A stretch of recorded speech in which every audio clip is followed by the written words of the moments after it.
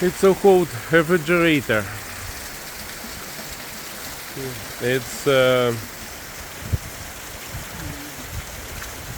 only slot canyon in Kazakhstan that I know. Near Chimkent, near Red Rocks, or Bunguluk. Here it is.